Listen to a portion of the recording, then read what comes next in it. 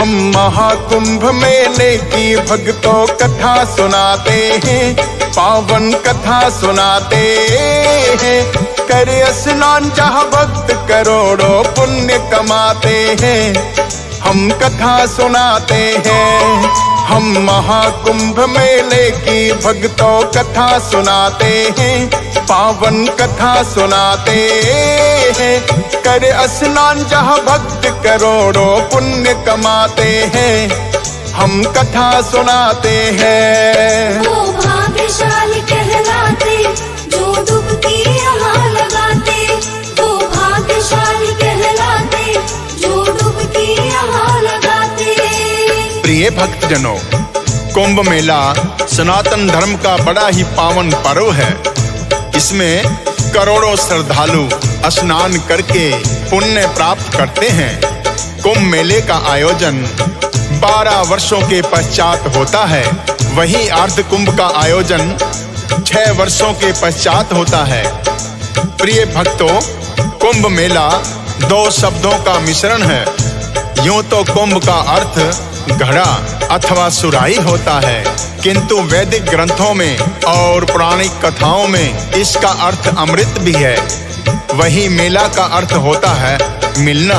इस प्रकार कुंभ मेले का अर्थ अमृत का मेल हुआ। इसलिए कुंभ मेले में स्नान करने को अमृतपान के समान कल्याणकारी माना जाता है।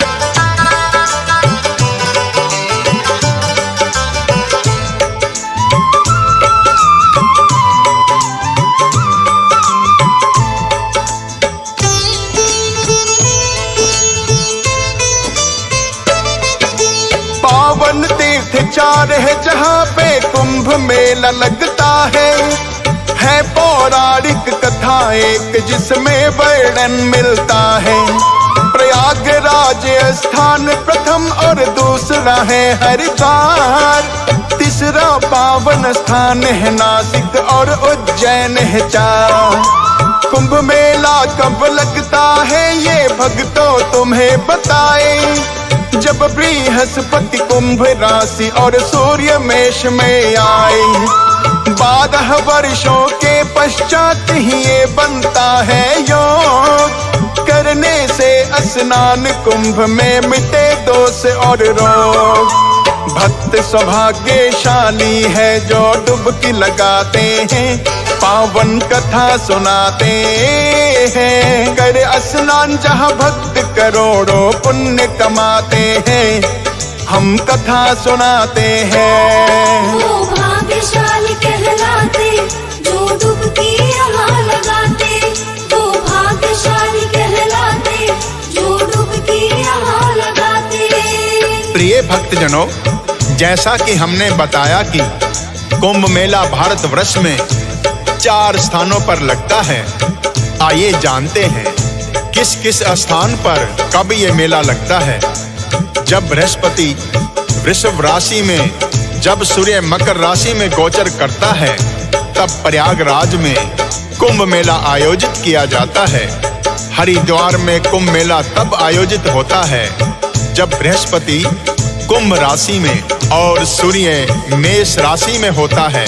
नासिक में कुंभ मेला तब लगता है तब बृहस्पति सिंह राशि में होते हैं, इसे सिंहस्थ भी कहते हैं। वहीं उज्जैन में कुंभ मेला तब आयोजित होता है जब बृहस्पति सिंह राशि में और सूर्य मेष राशि में होते हैं। कहते हैं प्रयागराज के त्रिवेणी संगम में स्नान करने से समस्त पापों का नाश होता है तथा मोक्ष की प्राप्ति होती है। श्रद्धालु यहाँ आकर पितरों का तर्पण भी करते हैं, जिसे उनके पूर्वजों को शांति मिलती है।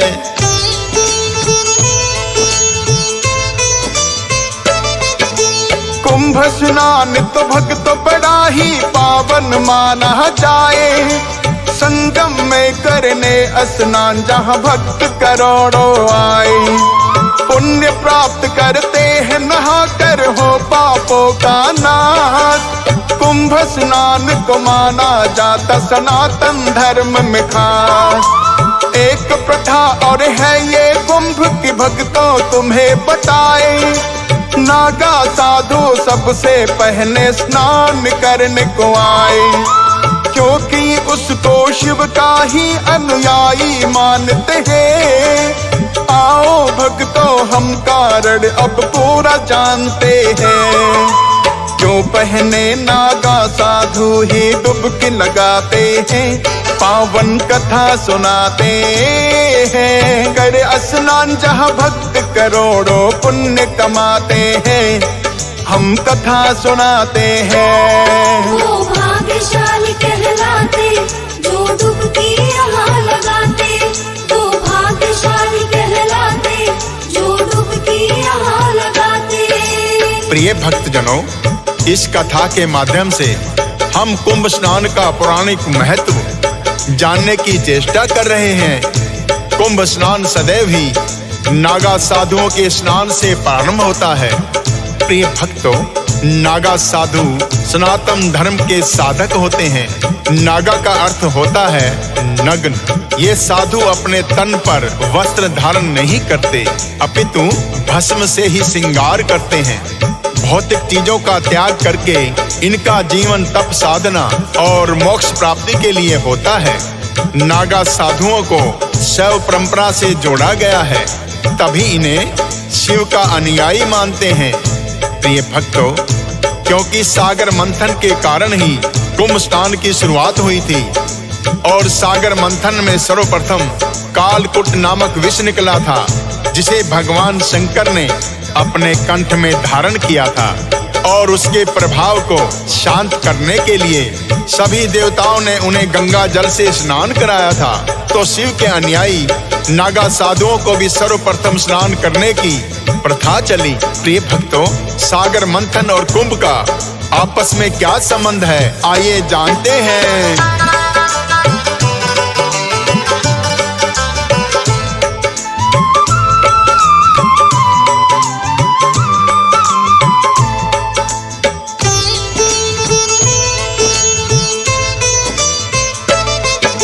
दैत्यों और देवों ने मिलकर किया है सागर मंथन। सागर मंथन से निकले फिर भक्तों 14 रत्न। उन्हीं रत्नों में अमृत कलश भी भक्तों निकल के आया। दैत्यों और देवों ने ही जिनको है पीना चाहा, अमृत पान की चाहत में फिर से है युद्ध हुआ। इस संघर्ष में कुछ अमृत धरती पे छलक गया। एक बूंद प्रयागराज गिरी और दूजी हरिद्वार, तीसरी बूंद गिरी नासिक और उज्जैन में 4। तभी होता है कुंभ मेला, यह ऐसा बताते हैं, पावन कथा सुनाते हैं। कर स्नान जहाँ भक्त करोड़ों पुण्य कमाते हैं, हम कथा सुनाते हैं। वो भाग्यशाली कहलाते जो डुबकी यहाँ लगाते, वो भाग्यशाली कहलाते जो डुबकी यहाँ लगाते।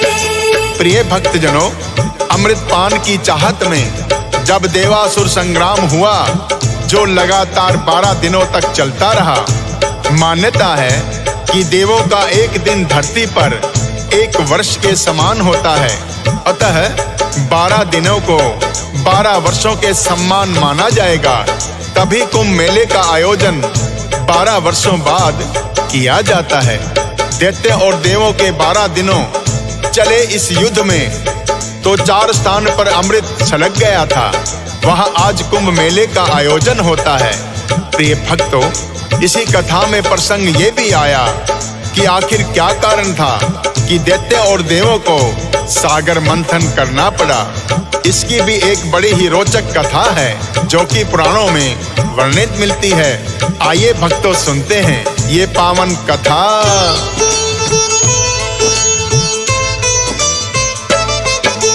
इंद्र देवता एक दिन भक्तों भ्रमण रहे थे गए। भ्रमण करते चले वो आए भक्तों धरती पे। ऋषि दुर्वासा से हुई फिर तो उनकी है मुलाकात। और मिल करके होने लगी कुछ शिष्टाचार की बात। पारिजात पुष्पों की माला ऋषिवर ने पहनी थी, प्रसिद्धान करते समय वो तो इंद्रदेव को दी थी। इंद्रदेव ने माला को ऋषि दुर्वासा से लिया, स्वयं न पहनी ऐरावत के गले में डाल दिया। ऋषि दुर्वासा जिससे बड़े क्रोधित हो जाते हैं, पावन कथा सुनाते हैं। कर स्नान जहाँ भक्त करोड़ों पुण्य कमाते हैं, हम कथा सुनाते हैं। वो भाग्यशाली कहलाते जो डुबकी यहाँ लगाते, वो भाग्यशाली कहलाते जो डुबकी यहाँ लगाते।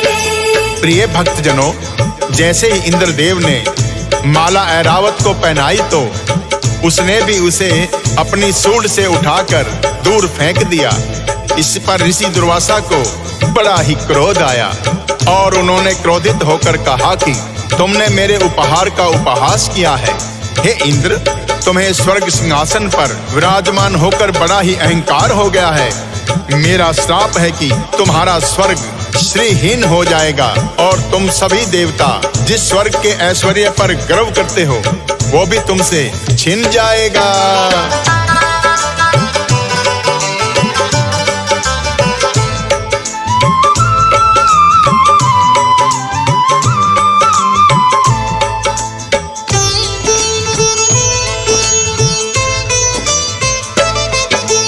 ऋषि दुर्वासा ने जैसा है उनको शाप दिया, ऋषि शाप के कारण स्वर्ग भी श्रीहीन हुआ। ऐश्वर्य अब पहले जैसा रहा स्वर्ग में नहीं है और देवताओं की शक्ति भी क्षीण हो गई है। शक्तिहीन हो गए देवता जब दैत्यों ने जाना, सोचा करके युद्ध देवों से स्वर्ग सिंहासन पाना। ऋषि दुर्वासा के उस श्राप का ऐसा हुआ परिणाम, होने लगा है एक बार फिर देवासुर संग्राम। विजयी दैत्य हुए और देवता हारे ही जाते हैं, पावन कथा सुनाते हैं। कर स्नान जहाँ भक्त करोड़ों पुण्य कमाते हैं, हम कथा सुनाते हैं। वो भाग्यशाली कहलाते जो डुबकी यहाँ लगाते, वो भाग्यशाली कहलाते जो डुबकी यहाँ लगाते। प्रिय भक्तजनों, इस प्रकार ऋषि दुर्वासा के श्राप के कारण श्रीहीन और शक्तिहीन होने के कारण देवासुर संग्राम में देवताओं को परास्त होना पड़ा और दैत्यों ने स्वर्ग सिंहासन पर अधिकार कर लिया। देवताओं को जब दैत्यों ने स्वर्ग से भी निष्कासित कर दिया तो वो ब्रह्मा जी की शरण में आए। ब्रह्मा जी ने उन्हें विष्णु जी के पास जाकर प्रार्थना करने को कहा तो सभी देवता विष्णु जी की शरण में आकर कहने लगे, हे प्रभु, हम देवों को स्वर्ग सिंहासन प्राप्त हो जाए, ऐसा कोई उपाय बताएं। जब भगवान विष्णु ने उन्हें बताया कि यदि तुम दैत्यों से मिलकर सागर मंथन कर लो तो मंथन से निकले हुए अमृत पीने के पश्चात तुम्हारी शक्ति फिर से लौट आएगी और स्वर्ग सिंहासन तुम्हें प्राप्त हो जाएगा।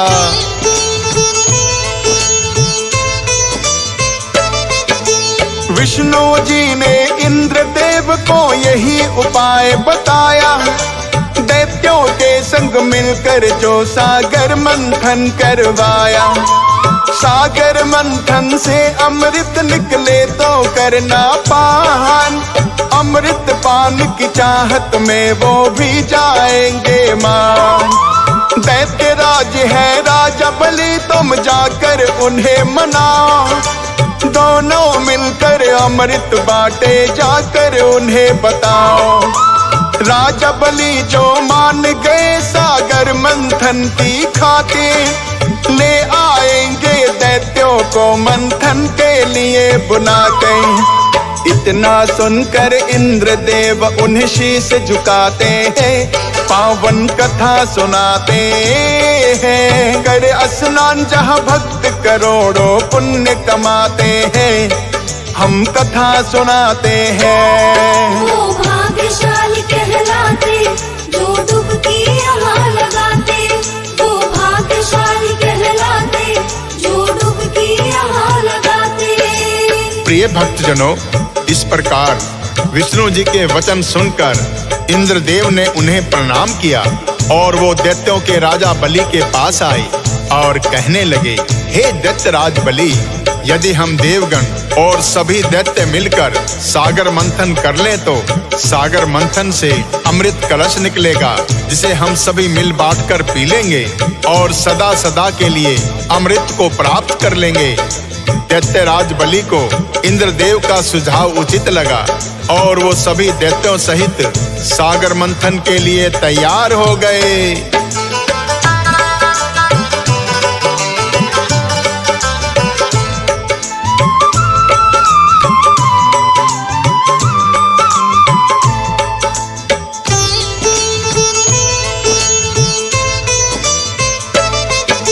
दैत्य देवता सागर मंथन करने दोनों आए। मंथन के लिए मंदराचल पर्वत को बुलाए और वासुकी नाग ने तो उन्होंने बना लिया हाथ। विष्णु जी ने स्वयं कच्छप का धारण रूप किया। मंदराचल पर्वत को अपनी पीठ पे थाम लिया है, तब जा करके संभव भक्तों मंथन ये हुआ है। वासुकी नाग को देवता मुख की ओर से लगे पकड़ने, विपरीत बुद्धि के दैत्य देवों से है लगे झगड़ने। बोले, मुख की ओर से हम ही पकड़ना चाहते हैं, पावन कथा सुनाते हैं। कर स्नान जहाँ भक्त करोड़ों पुण्य कमाते हैं, हम कथा सुनाते हैं। वो भाग्यशाली कहलाते जो डुबकी यहाँ लगाते, वो भाग्यशाली कहलाते जो डुबकी यहाँ लगाते। प्रिय भक्तजनों, जब देवताओं ने वासुकी नाथ को सागर मंथन के लिए मुख की ओर से पकड़ा तो विपरीत बुद्धि दैत्य सोचने लगे कि मुख की ओर से पकड़ने पर देवताओं को अवश्य ही कोई लाभ प्राप्त होगा। अतः वो कहने लगे, हमारी शक्ति किसी से कम नहीं, अतः वासुकी को मुख की ओर से हम पकड़ेंगे। देवता उनकी बात को मान गए और भगवान विष्णु ने कच्छप रूप में 1,00,000 योजन चौड़ी पीठ पर मंदराचल पर्वत को रोक लिया तथा वासुकी नाग को गहन निद्रा देकर उनकी पीड़ा को हर लिया। तब देवता और दैत्य मिलकर सागर मंथन करने लगे।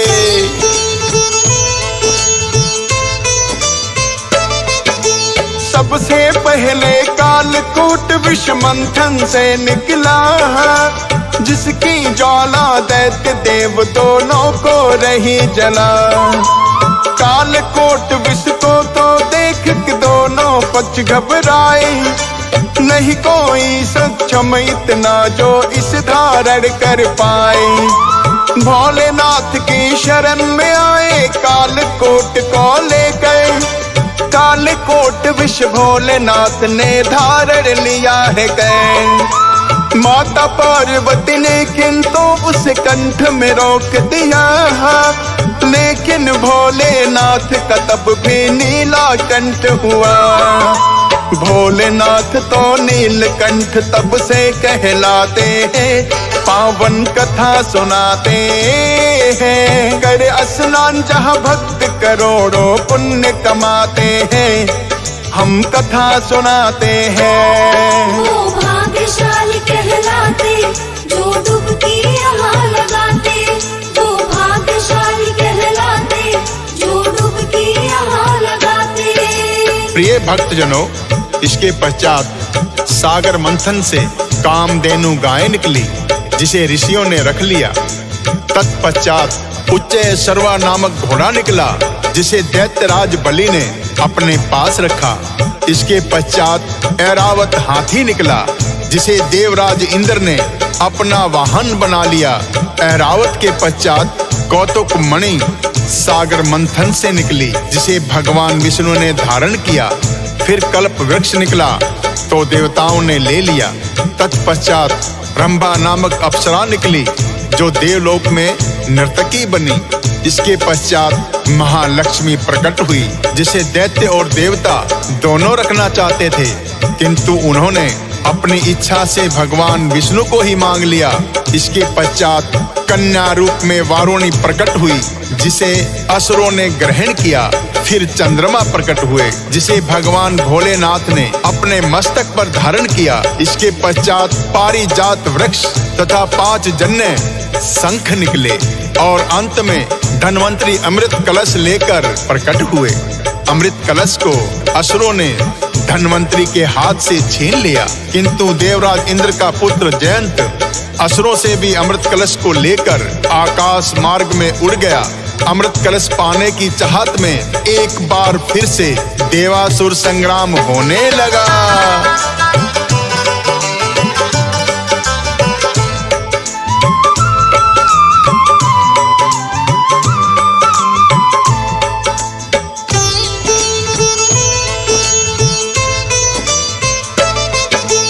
अमृत पाने की चाहत में फिर संग्राम हुआ था, जिसके कारण वो अमृत भी तो छलक गया था। 4 बूंद अमृत की छलक के धरा पर गिर गई है। जहाँ ये बूंद गिरी थी कुंभ का मेला लगता वही है। उन स्थानों पर कुंभ मेले में स्नान जो करने आए, अमृत पान समान पुण्य जैसे कि उसे मिल जाए। प्रारंभ में ही हमने बता दिए उन स्थानों के नाम। आशा है इस कथा को सुनकर आप गए सब जान। महत्वपूर्ण क्यों कुंभ स्नान बताते हैं, पावन कथा सुनाते हैं। कर स्नान जहाँ भक्त करोड़ों पुण्य कमाते हैं, हम कथा सुनाते हैं। वो भाग्यशाली कहलाते जो डुबकी यहाँ लगाते। वो भाग्यशाली कहलाते जो डुबकी यहाँ लगाते। प्रिय भक्तजनों, इस कथा के माध्यम से हमने बताने की चेष्टा करी कि कुंभ मेले का आयोजन 4 स्थानों पर ही क्यों होता है। कथा में प्रसंग सागर मंथन में 14 रत्नों का भी आया, जिनमें अमृत कलश भी था, जिसे लेकर देवासुर संग्राम हुआ। तब भगवान विष्णु ने तत्काल मोहिनी रूप धारण करके देवताओं से लड़ते हुए असुरों को देखा।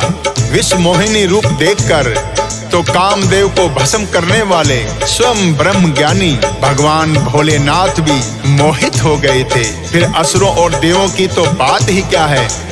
मोहिनी को देख दैत्य युद्ध करना छोड़कर उस सुंदरी की ओर कमास्तक होकर एकटक देखने लगे और मोहिनी रूप में विष्णु जी ने देवताओं को अमृत पान करा दिया। अमृत पान करते ही देवताओं की शक्ति बढ़ गई। उन्होंने स्वर्ग सिंहासन को फिर से प्राप्त कर लिया।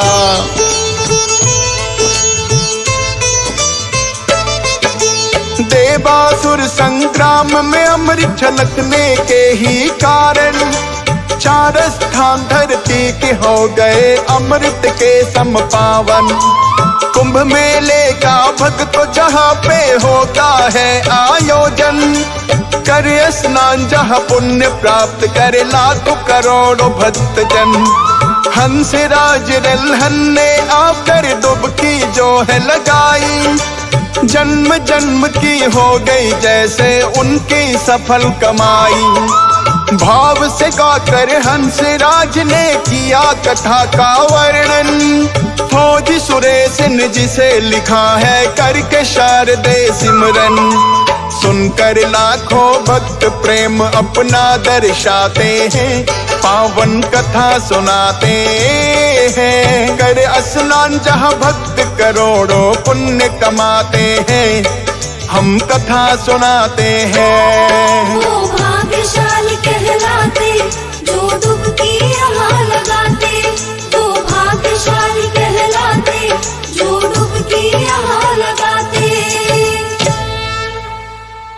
महाकुंभ मेले की भक्तों कथा सुनाते हैं, पावन कथा सुनाते हैं।